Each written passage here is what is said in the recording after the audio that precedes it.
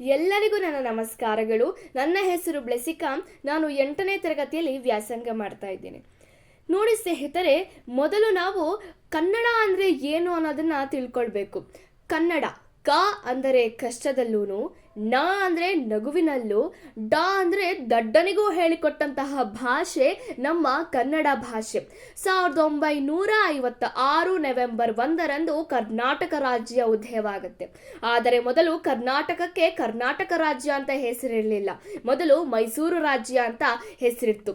ಆಗ ಮೈಸೂರು ರಾಜ್ಯ 3 ಭಾಗಗಳಾಗಿ ವಿಂಗಡಣೆ ಆಗುತ್ತೆ. ಮೊದಲನೇದು ಉತ್ತರ ಕರ್ನಾಟಕ, ಎರಡನೇದು ಹಳೆ ಮೈಸೂರು, ಮೂರನೇದು ಮಲೆನಾಡು ಅಂತ.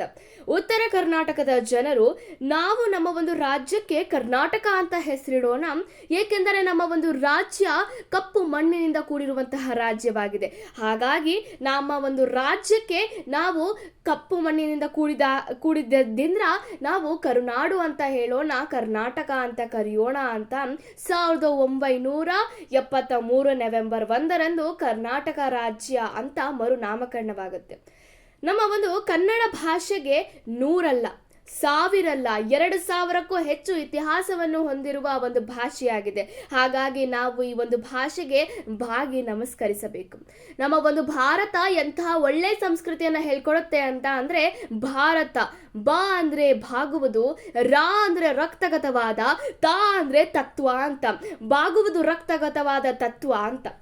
ನೋಡಿ, ನಾವಿಲ್ಲಿ ಏನು ಮಾಡ್ತಾ ಇದ್ದೇವೆ ಅಂದರೆ, ಹೊರಗೋಗೋ ಸಂದರ್ಭದಲ್ಲಿ ಬಾಗಿಲು ಹಾಕೋ ಅನ್ನೋ ಬದಲು ಡೋರ್ ಹಾಕೋ ಅಂತೀವಿ.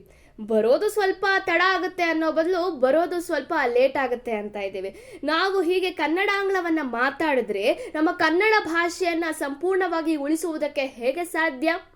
ಸಸ್ಯಗಳಿಗೆ ಎಣ್ಣೆ ಹಾಕಿ ಬೆಳೆಸೋದಕ್ಕಾಗೋದಿಲ್ಲ, ದೀಪಗಳಿಗೆ ನೀರು ಹಾಕಿ ಬೆಳಗಿಸೋದಕ್ಕಾಗೋದಿಲ್ಲ.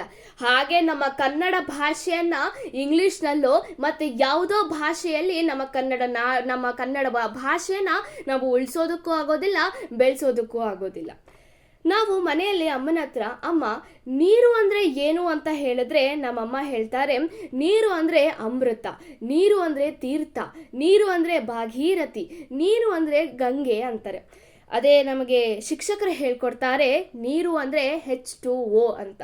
ನಾವು ವಿದ್ಯಾರ್ಥಿಗಳು ಮನೆಗೆ ಬಂದು, ಅಮ್ಮ ಬಾಯಾರಿಕೆ ಆಗಿದೆ, ಒಂದು ಲೋಟ ನೀರು ಕೊಡು ಅಂತೀವೋ ಹೊರತು, ಅಮ್ಮ ಬಾಯಾರಿಕೆ ಆಗಿದೆ, ಒಂದು ಲೋಟ H2O ಕೊಡು ಅಂತ ಕೇಳೋದಿಲ್ಲ. ಅಷ್ಟೇ ಅಲ್ಲ, ನಮಗೆ ಕಲಿಸಿಕೊಟ್ಟ ಶಿಕ್ಷಕರು ಸದಾ ಮನೆಗೆ ಹೋಗಿ ಬಾಯಾರಿಕೆ ಆಗಿದೆ, ಒಂದು ಲೋಟ H2O ಕೊಡು ಅಂತ ಕೇಳೋದಿಲ್ಲ. ಹೊರತಾಗಿ ಬಾಯಾರಿಕೆ ಆಗಿದೆ, ಒಂದು ಲೋಟ ನೀರು ಕೊಡು ಅಂತಾನೆ ಕೇಳೋದು. ಈ H2O ಅನ್ನೋ ಪದ ಯಾವಾಗಿಂದ ಬಂತಂದ್ರೆ, ವಿಜ್ಞಾನ ಯಾವಾಗಿತ್ತಲ್ಲ ಆಗ್ಲಿಂದ ಬಂದಂತಹ ಪದ ಈ H2O. ಆದರೆ ಅಮ್ಮ ಬಾಯಾರಿಕೆ ಆಗಿದೆ, ಒಂದು ಲೋಟ ನೀರು ಕೊಡು ಅನ್ನೋ ಪದ ಯಾವಾಗ್ಲಿಂದ ಕನ್ನಡ ಹುಟ್ಟಿತಲ್ಲ ಆಗಿಂದ ಬಂದಂತಹ ಪದ ಅಮ್ಮ ಬಾಯಾರಿಕೆ ಆಗಿದೆ, ಒಂದು ಲೋಟ ನೀರು ಕೊಡು ಅಂತ.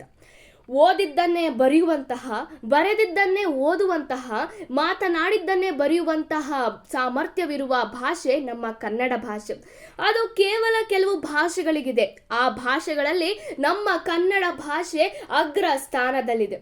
ಇವತ್ತಿನ ಕಾಂಬೋಡಿಯಾದಲ್ಲಿ 6ರಿಂದ 7ನೇ ಶತಮಾನದಲ್ಲಿ ಬರೆಸಲ್ಪಟ್ಟಂತಹ ಶಾಸನಗಳಲ್ಲಿ ನಮ್ಮ ಬಾದಾಮಿ, ಚಾಲುಕ್ಯರ ಮತ್ತು ಪಲ್ಲವರ ಲಿಪಿ ಹೋಲುತ್ತದೆ. ಆದರೆ ನಮ್ಮ ಕನ್ನಡ ಭಾಷೆಯನ್ನು ಓದುವುದಕ್ಕೆ ಕದಂಬರದ ಕಾಲಕ್ಕೆ ಸಿದ್ಧವಾದಂತಹ ನಮ್ಮ ಒಂದು ಕನ್ನಡ ಭಾಷೆ ಆಗಿದೆ. ಈ ಭಾಷೆ ಇಂದಿಗೂ ಭಾರತದಲ್ಲಿ ಬಳಕೆ ಆಗುತ್ತಿದೆ ಅಂತ ಅಂದರೆ ನೀವು ಅರ್ಥ ಮಾಡ್ಕೊಳ್ಬೇಕು, ನಮ್ಮ ಕನ್ನಡ ಭಾಷೆ ಎಷ್ಟು ಪ್ರಾಚೀನವಾದಂತಹ ಭಾಷೆ. ಇಂತಹ ಕನ್ನಡ ನಾಡಲ್ಲಿ ಜನಿಸಿರುವ ನಾವೆಲ್ಲರೂ ಧನ್ಯರು.